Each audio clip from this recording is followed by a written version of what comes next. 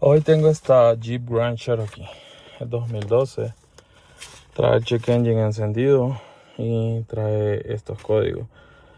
Fueron al AutoZone y trae estos códigos.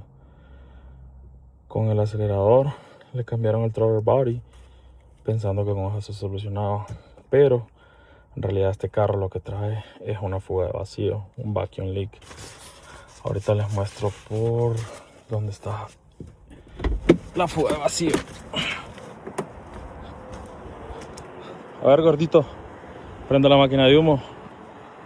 Aquí tenemos conectada la máquina de humo y ahí le pusieron pegamento y por ahí es donde tiene la fuga de vacío. ¿Qué le vamos a hacer, gordito? Vamos a cambiar el intake y vamos a poner esta pieza nueva. Ahorita les muestro. Mira nomás el agujero que traía y lo habían tapado con pegamento. Este es el nuevo. Y ahorita el gordito lo arma, armamos todo, hacemos la prueba de fugas y ya vemos cómo queda.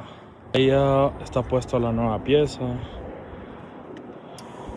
Vamos a hacer la prueba de humo y ya está listo. No tengo nada de humo saliendo por ningún lado, así que esta Cherokee ya quedó lista.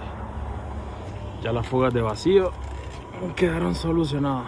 Aquí está la máquina de humo trabajando y nada, ya está lista la Cherokee sin ninguna fuga de vacío. Bueno, la Cherokee ya está lista. Ahorita la entregamos al cliente. Estábamos revisando el Live Data de los Fuel Trim y todo se mira que está bien. Y bueno, como les digo, aquí le dijeron a ella que tenía que cambiar el throttle body, el actuador que throttle body.